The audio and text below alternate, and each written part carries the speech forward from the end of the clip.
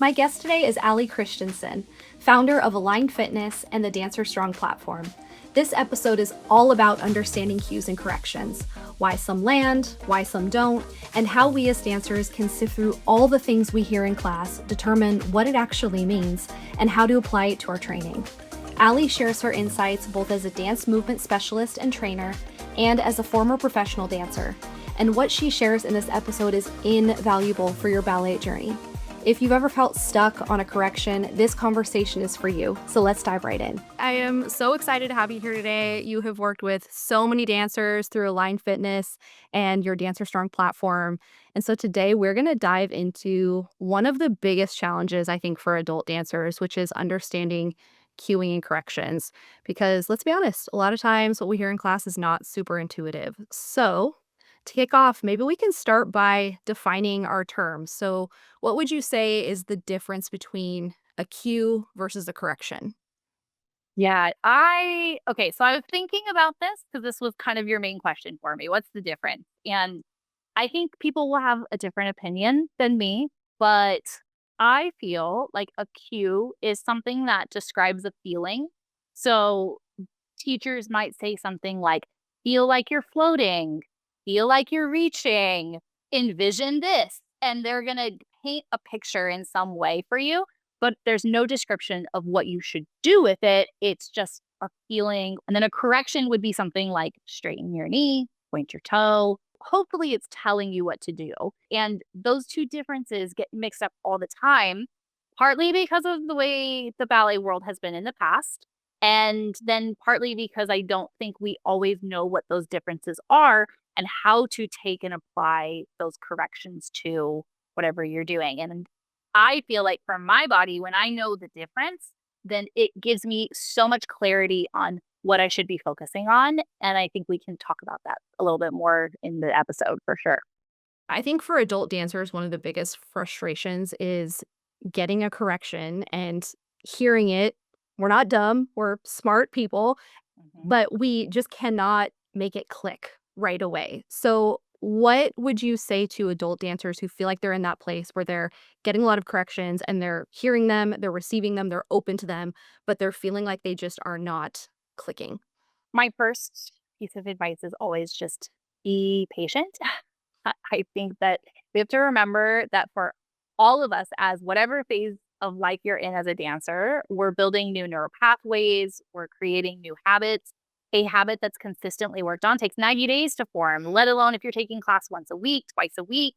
There's a lot of patience involved, and you are choosing to do this probably for life. Like if you've stuck with it more than a few months, if you've made it past that year mark, it's probably going to be something that you either come back to a lot in your life or you're going to be with it for the rest of your life. So that patience is going to be a big thing for you. And you're going to have to remind your fellow dancers to be patient as well. I believe that asking the teacher after class is a big thing that you'll hear me say a couple times. And asking in a respectful way and at the right time in class is always important. Because in the middle of class, when they're just throwing out corrections, they're trying to keep class moving. They're trying to hit as many dancers as possible. They're trying to give personal cues and general cues and make the music work and count out loud and show the combinations. There's a lot happening for a teacher. And you're not going to get a good answer if while they're saying pull up, you're like, excuse me, what is that mean? And why can't I feel it? So just catalog it in your brain and ask after class and go up and ask them, hey, do you have time for me to ask one question after, right now? Or would it be better to maybe get you next time? If you approach it that way, every teacher wants to answer your question and is going to help clarify what's happening for you. With kids, especially 15 to 40, 50 years ago, silence was the key in class. You don't ask questions, it's disrespectful, just figure it out. So I know I had to really set that aside coming back as an adult recreational dancer after I was professional. I stopped dancing for several years. The first adult class I walked into that was like just a general beginner level. I was like, why is everyone giggling? Why are they having fun? We don't have fun in ballet. You know?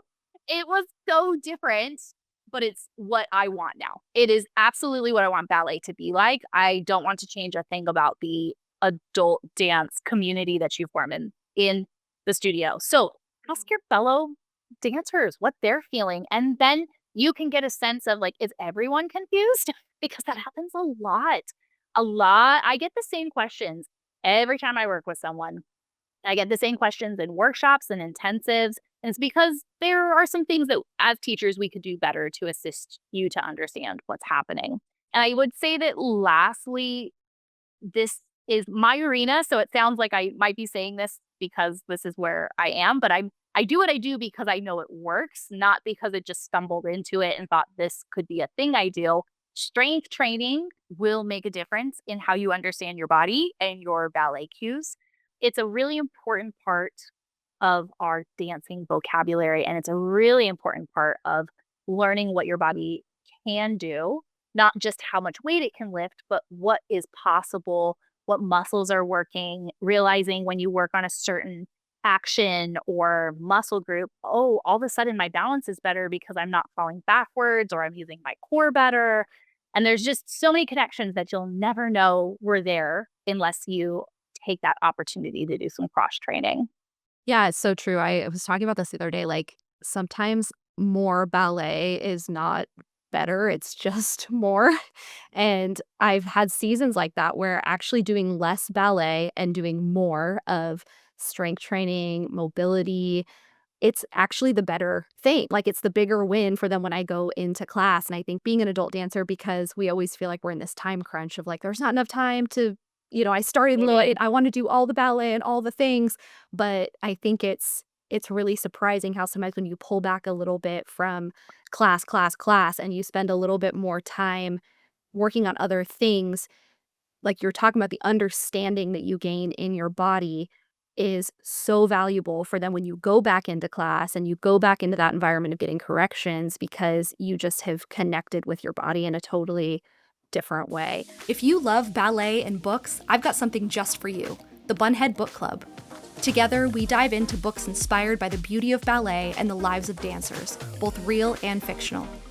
It's the perfect way to connect with other adult ballet lovers. Registration for the next session is now open, and spots fill up quickly, so don't miss your chance to join the community. Visit thebusybunhead.com to register. I can't wait to meet you. Now, on with the show. So, what are some strategies, I guess, that dancers can use to bridge that gap between the moment they hear a correction and then actually putting it into their bodies? Because like I was saying at the beginning, like, this is not always a super intuitive thing. We hear a correction, we want to work on it, but then it's like, okay, how do I actually start working on that in my own body? Mhm. What I think we want to know, especially as adult dancers, is what is supposed to be happening? What am I supposed to be feeling? And so many times in ballet, our instructors aren't throwing out actual muscle names, which is fine. You don't have to use a muscle name to know what you're talking about. We as the mover should generally know where our muscles are, where are your quads, where are your hamstrings, right? Where's your lats, that kind of stuff. So first familiarizing yourself with the general anatomy, and don't go think like, oh, I got to go take a class or you have to spend hours studying. Just take a correction like, drop your shoulders, bring the shoulders away from your ears, whatever that is. And Google what muscles pull my shoulders down. And you're going to get a mostly correct Google answer. Use with caution because Dr. Google is not always right. But when you do that, you're going to start to, then you can look and you can find videos that like show the action of the muscle moving. And you're like, yes, that's it. Or you're like, that doesn't quite look right for what I'm thinking they're asking for. And then you can go ask better questions. So what needs to happen is you could get better at asking better questions. When you do that, you're educating yourself and your teacher can give you a more clear answer. And if on the off chance they are not clear, maybe they don't actually know what's happening. They just are really good at looking at how your body looks, which happens a lot in the dance world. Not all teachers, for sure, but for how much they have to work with the body, it is not required to have any type of education to become a dance teacher. You literally just have to be given the job. And your education as a dance teacher doesn't always grow unless they are seeking it out. And there are plenty of teachers who do. But for every teacher that does, there's probably two or three, because there's so many dance teachers who don't. So if they can't answer for you what muscle groups or action needs to happen, then you just know, you don't have to think they're a bad teacher. You just know you got to go find the answers yourself. So you can start to understand better what questions to ask. And that will clear up so much. I also think that writing in journals, like having a correction journal, is really helpful for you to look back and say, wow, I've been getting the same correction for months now. Focusing on one correction at a time is very helpful. I know that we get an onslaught of corrections. It's so much, the things that are shouting out in class at one time. And there are probably a million things that you could be doing with your body in ballet. But go into the class and focus on one cue. I'm sure I've said that on this podcast before. But that helps kind of quiet your mind and send your energy into one spot. And you now know that if you're focusing on your shoulders and the teacher tells you to bevel your foot, and it's not the best bevel you've ever done, you're like, it's okay because I'm focused on my shoulders today. You're giving yourself grace. You're also patting yourself on the back for having a focus and not getting distracted. And you're sending your energy into one thing. And then with that, you can take that home and practice it for the week or 2 weeks or a month. Yeah. And you just put it into your daily life. When you open the refrigerator, you're like, drop those shoulders. So there's all these moments in our normal life at home that you can practice something that does not have to look like ballet. You just have to do a small thing. You just have to rise up on your toes and have good alignment in your ankles while you're washing a dish. Or you have to think about stretching out your neck when you're reaching down to get your kid, so that when you get into class, those corrections feel a little bit more attainable. And I love all of that because I feel like the common thread of it is like ownership and agency in your journey. And that's something for me that I've realized, like taking ownership and having some agency in my own training has set me free in a lot of ways, because I think it's a little bit counterintuitive to ballet culture where we come in and we feel like we're kind of just at the mercy of whatever is happening in the classroom and Yeah. the corrections we're getting and the teachers telling us to do this. But I think when you are able to almost like disassociate a little bit from what's happening in class and do the things you were saying of like, I'm going to go home and I'm going to Google this, or I'm going to choose to focus on one correction, even though my teacher is giving me 15 right now. Like taking that power, I guess, over your own training, I have noticed such a big difference in like what I am getting out of a given class when I've done those things. And like to your point of Googling and learning a little bit more, it's like, does that require a little bit of extra work outside of class? Yes. And like I know we are all busy and that's hard to do, but it's so funny because earlier this summer I started reading a book. I'll actually link it in the show notes. There's a really interesting book about anatomy specifically for dancers. And there are things that I read in that book that blew my mind once I understood what my body was actually doing. Also, even like, I don't know, this might be controversial, but like, there's been some corrections that after understanding anatomy, I have thrown out where I'm like, that's not a good correction. Totally. We're not perfect. Like, no one is perfect. Nobody says the perfect thing every moment in life. Do not expect your ballet teacher to be perfect. They're not. And that is said with the utmost respect and having made mistakes in what I say and teach as well. Whether that was like a momentary blurb where it was like, oh, dang it, I shouldn't have said that. Like, that's not what I actually mean. Or, and I always say, I reserve the right to change my mind because in 5 years, I hope that I know more than I know right now. And that means I will be saying things a little bit differently or a lot differently. Science continues to evolve. We continue to now work with dancers using current sports evidence. So there's going to be a lot of things that could change in your lifetime about the way that we move or train. Every single body who's listening has a different experience. They have different history, they have different injuries. Some people have had children, some people have been in car accidents, some people are super long legged, short legged. There's every difference that could possibly happen And it is ridiculous for us to assume that one cue is going to cover everybody's need.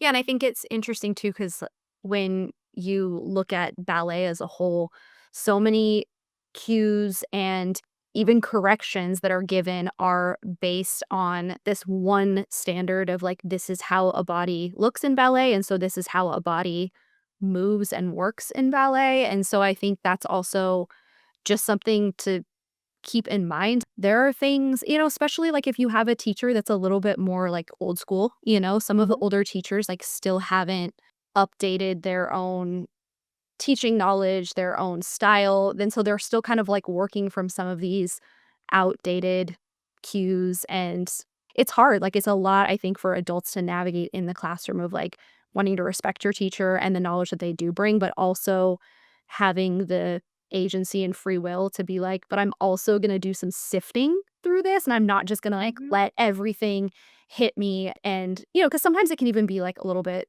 hard and hurtful. Like, you can hear cues where you're like, "Ouch, like, that was not the nicest way to say that for my body image. Like, I wish you had picked something different." I also, it made me think that, first of all, we are teaching from our own lived experience.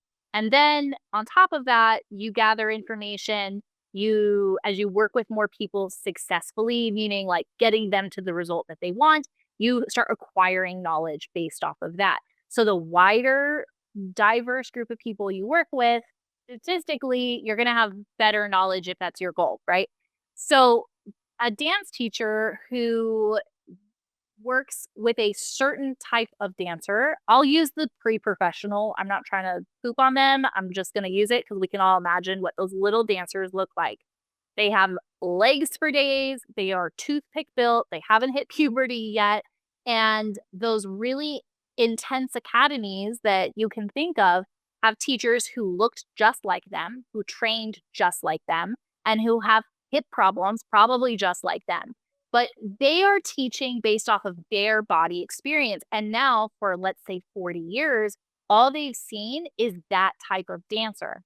So it's not that they can't see others, but they've been in an environment at this academy or in this studio that just teaches to that type of body type. When you start to see teachers who can make corrections that work in different ways, or they change their correction or their cueing, so remember we talked about that difference Mhm. multiple times in class. It shouldn't be a different result, but like maybe instead of saying reach for one dancer, they're reaching so far that their shoulder gets pulled out. So that's not the right cue for them because they're reaching so desperately. So maybe you could say like stop a wall. And if you think of that, like if the wall was coming at you, you're going to drop your shoulder into the socket and then they can say like and soften your fingers. So there's so many ways to get to one end result. And a good teacher, a student who continues to learn, is going to start putting those cues into different categories and saying, okay, this doesn't feel right. Let me try something else.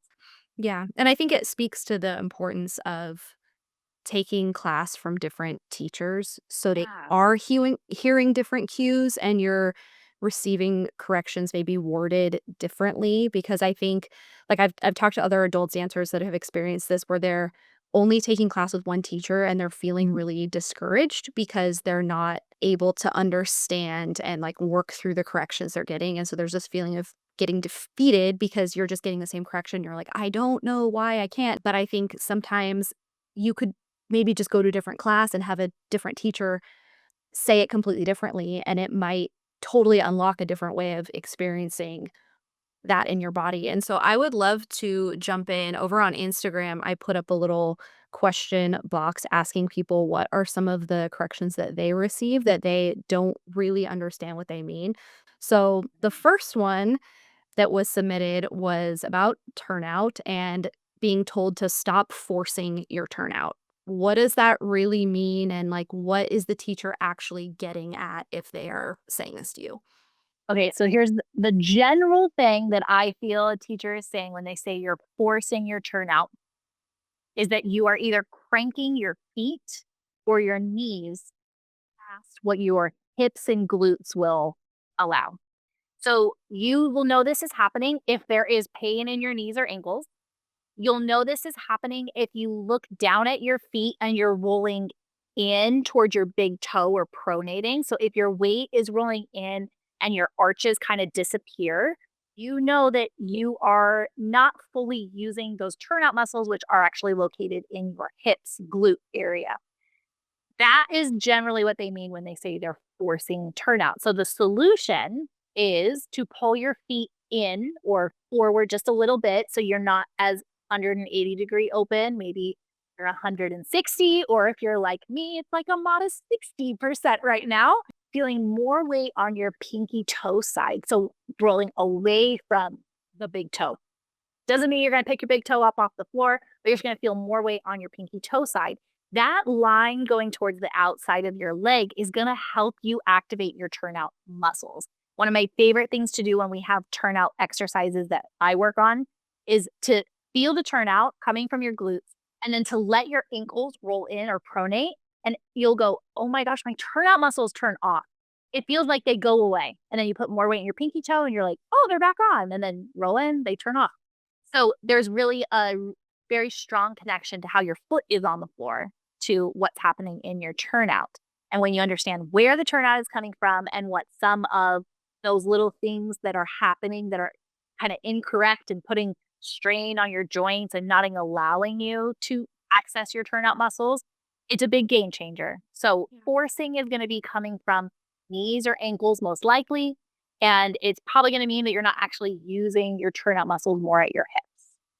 Yeah, I remember being in a workshop with you and hearing you give the cue about putting your pinkies more on the floor, and I was like, "Whoa." That blew my mind because as soon as I started thinking about that and about the outside of my foot being in more contact with the ground, it was like an instant feeling in my body. It's like The a butt difference. lift. Like you're like, whoa. Yes. And that was, like, such an example of hearing the right cue and all of a sudden having a correction make sense. The next one we got was pull up or lift your belly button to your sternum, variations of that idea of pulling up, and I know that that's one that a lot of times, especially if you're a beginner, you're like, "What the hell does pull up mean?" Okay, that one is it had a lot of little details that you'll continue to either peel back the onion or add the layers, however you want to look at it.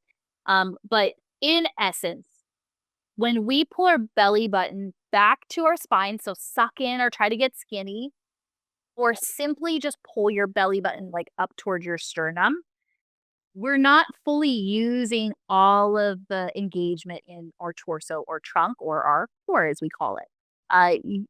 Understanding that your core is not your six pack muscles. It's not even those three layers of muscles or three muscles right on top. It's deep inside of you. It's the full torso and how it all works together. So when you just pull your belly button back towards your spine, you're kind of like shutting off, quote, quote, some of the important groups that need to be working. We want to be creating some things. If you want to Google or go onto my YouTube, you can look at these up. The intra-abdominal pressure, which is super important. Creating a strong, stable torso is what we're looking for. What happens for a lot of ballet world is we see when someone says pull up, I think we all imagine the like skinniest dancer that has a concave hip bone and rib, and you pull in and up as much as you possibly can. As much as I pull my belly button back towards my spine, I am not going to get the outside of my belly past my hip bones and ribs. It's just not what my body is. It does not mean that I'm not, quote, pulled up or that I'm not supporting my spine the way I should be in ballet. So there's a huge, huge misunderstanding about what it should look like versus what it should feel like. That's the nitty-gritty that you will hopefully get by looking outside of the dance studio, by working with people like me and other dance trainers that take the time to teach those small things because it is a game changer and it really clears up this pull up thing. So the pull up is asking you to engage your torso. It's asking you to be strong and to be lengthened. And sometimes it's actually asking where the teacher is seeing is that your pelvis is a little tipped. So maybe your butt is sticking out too far, or maybe you're tucking under, like crunching down a little bit. So the pull up is to create length and stability. So their cue may not work for you, but what they're seeing needed is probably most likely valid. So they're looking again at what they see. Just sometimes the cueing is not always going to work for every dancer.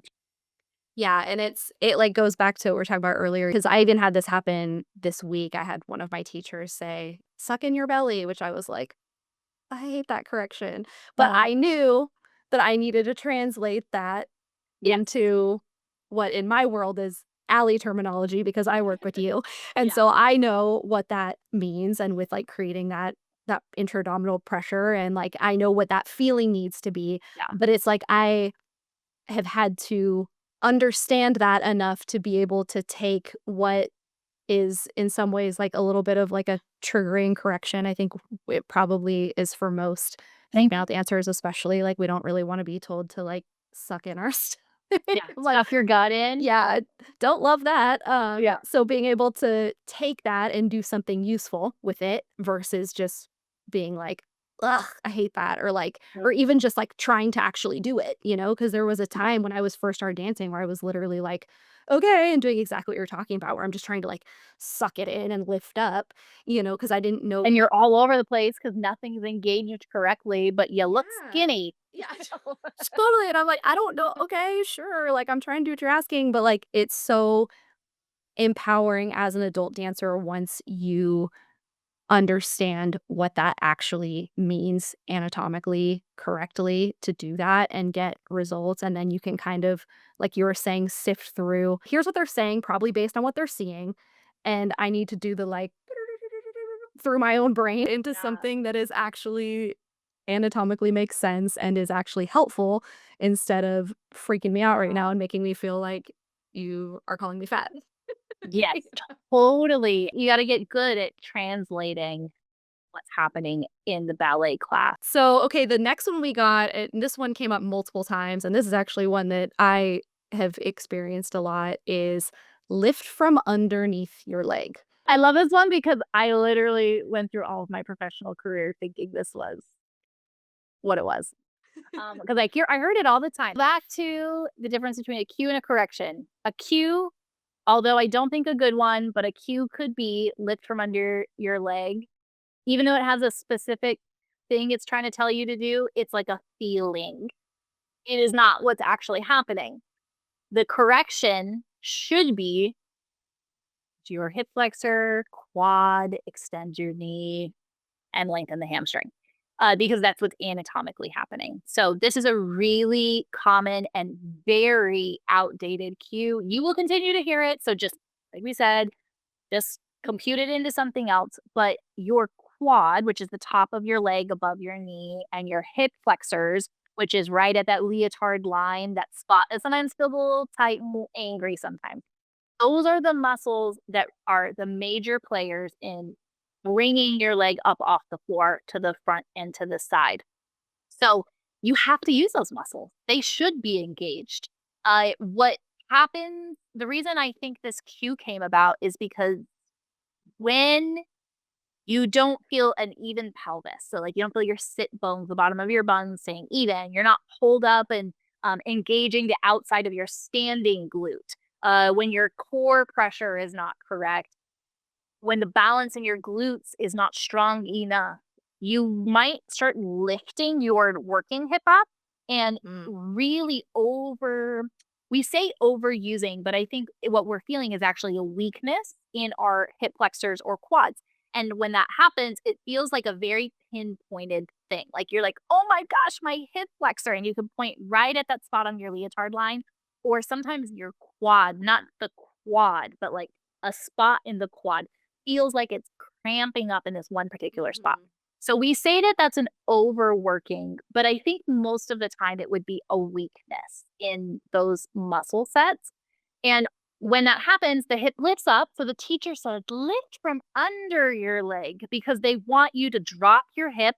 And I also think incorrectly, we used to think the hamstring lifted the leg, even though that's just not what happens. So that's where that cue comes from. Understanding better in your body what all of the pieces mean to lift your leg. I always say that doing an extension, so a développé also cone, front, even arabesque, but especially front and side, I think it's 70, 70 to 80% standing leg strength. I have seen it, I've trained it, I've corrected it from myself and others. And when you get stronger through that whole standing side, which includes your core, your waistline, your lats, up into your shoulder blades, when you work on that, your working leg is so much easier to move. And then you can work on the strength to lift the leg and finesse the knee and toe and everything else. I think we spend too much attention on how the leg is lifting and not enough on the actual support system that's touching the floor. It makes it easier, and then you don't have to worry about lifting from under your leg, which is physically anatomically impossible.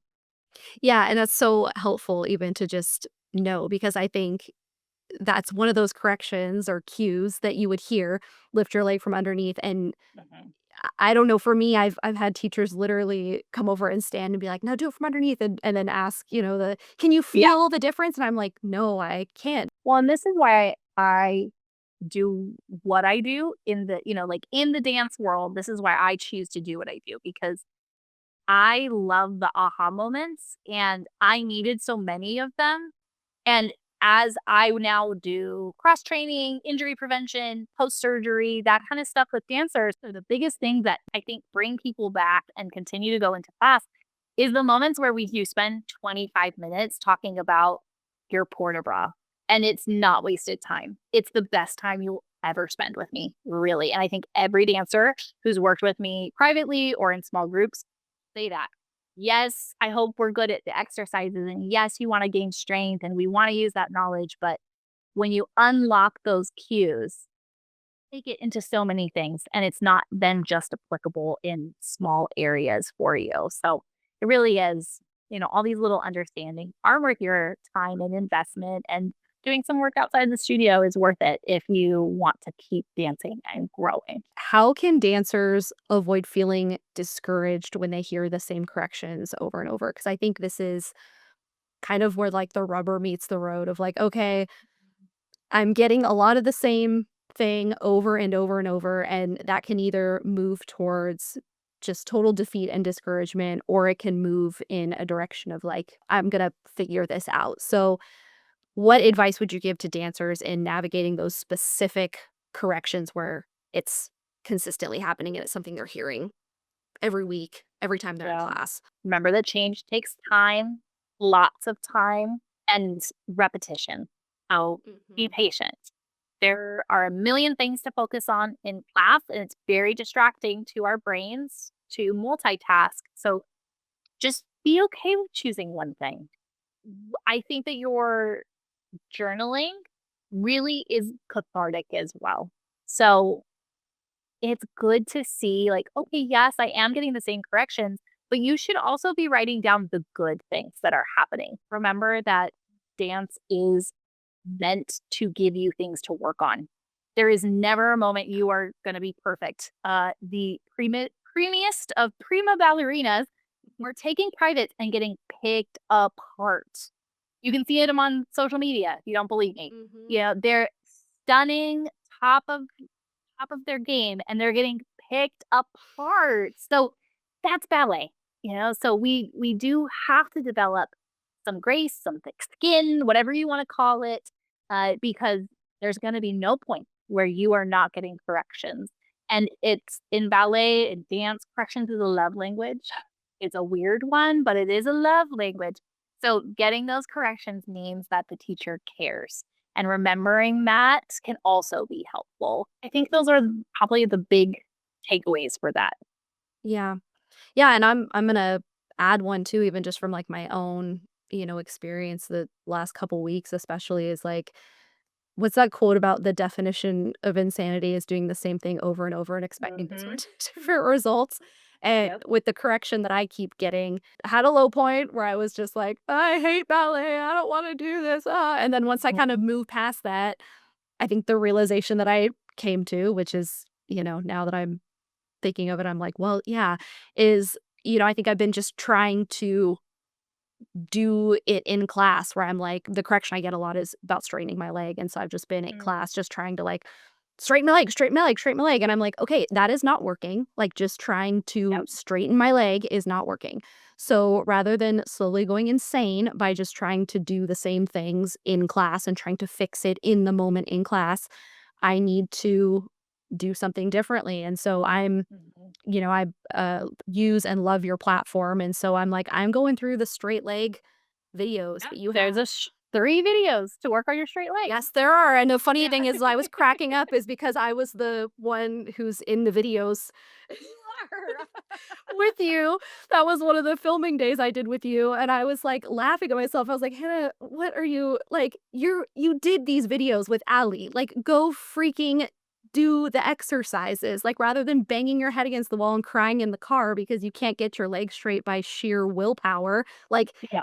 go get on the Dancer Strong platform and start doing Yeah. some Oh my gosh. straight leg exercise." You gotta love those moments. We all have them. I would love, because you have some very exciting news, if you could tell everyone about this upcoming London intensive that you are doing. Oh, yes, I'm really excited. So, I am traveling across the ocean. I'm going to London in February 14th and 15th, and I'm doing a 2-day intensive with adult dancers. I've done this intensive or versions of this intensive multiple times here, and they've been very successful. So, I'm excited to be going somewhere else and giving other dancers an opportunity to do it. We basically spend 2 days working on some of the big things, like the questions that we got. So we're gonna be working on turnout, extensions, flexibility, and I think alignment. Ooh, so We basically workshop things. We have corrective exercises that you do, ask questions, feel, see the change, hear the descriptions, talk about the cueing, watch it on other dancers, try it on ourselves. Then we have a time to put it into practice, a ballet class that's solely focused on that. So if we're working on turnout, I don't need a high leg. If we're working on extensions, I don't care if your toe is pointed. It's the idea that we just talked about, where it's like you can have the time to mess up, ask questions, and figure it out and have that environment because it's just not the purpose of ballet class. But this is the intensive to do that. So it's going to be 2 days. It's at Lit Studios, which are gorgeous studios, very central in London. So you can go onto my website, dancerstrongprograms.com, or you can email me at info@alignfitnessbyally.com for more information. And maybe I'll give Hannah a little link here. She can drop it below.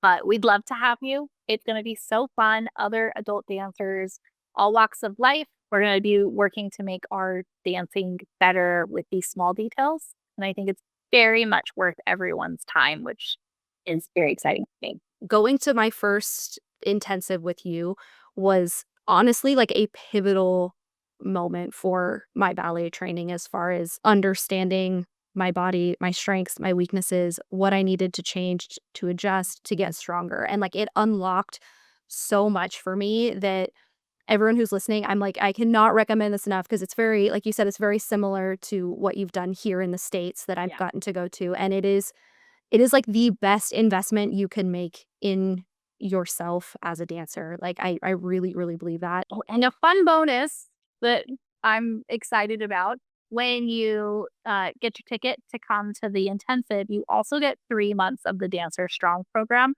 So it's almost over $400 worth of value. So there's programming, there's live classes. The whole Dancer Strong platform is available to you for 3 months after the intensive. So you're basically getting to work with me for 3 months for 250 pounds. So it's a really big, big thing you're getting for a very small amount of time and money and energy that you can put out. You'll get a lot from it, like Anna said, and then also you'll just actually get access to quite a lot to continue working on your training after I see you in person. Also, wanted to emphasize too for people that are listening that this is not based on being a certain level of dancer. Like you don't have to be, because I think sometimes people see things where it's like a deeper level of training and they're thinking like, "Oh, do I need to be a more advanced dancer for this to like be something that I can go to and really get something out of. And it's like, no, no, no, no. Like, this is so good for any level of dancer. It's not like, oh, I need to be able to get my leg up to my ear in order to apply the things that you're going to be teaching. Someone could come to one of your workshops if they had been dancing for a month, and they could come to one of your workshops if they've been dancing for 20 years and get a ton out of it. We're looking at the foundations. We're looking at the anatomical way of moving. We're looking at the cues that are helpful. I try really hard to say something like 5 different ways throughout class and moving, so that you hopefully grab onto one of them, right? That's like, oh, I kind of liked the way that feeling happened when she said that. So typically I'll have a dancer in the intensive who's been dancing for like 6 months. So they have a very, very basic knowledge of technique or of choreography. And then we have dancers who are pros. And the beautiful thing is that you get to see correct technique levels. So somebody who can bring their extension up to their ear and somebody who's just at 45 at the beginning of their journey, you get to watch it go from awkward or like not perfect to like, whoa, that's exactly what we're looking for. And you can see it at 45 or you can see it at, 180. So it's really cool to see no matter where you're at. I think you're understanding watching different bodies, different dancers, different technique levels, different disciplines. When you see it on different bodies, we talked about this earlier. Perfect. It broadens your knowledge and it makes you understand better what's happening in your body when you have a bigger sample size, and not just one teacher telling or showing you, and you're like, not my body. It doesn't work that way for me. But you'll see it on all these different bodies. You'll see it. I love working on extensions with this because we bring the leg into all of the cone, and then you can see it on every person. It looks awkward and then it looks awesome. And because we're doing it live, what I'm going to say is different to each dancer. So you're standing there and going, "Oh, that hit.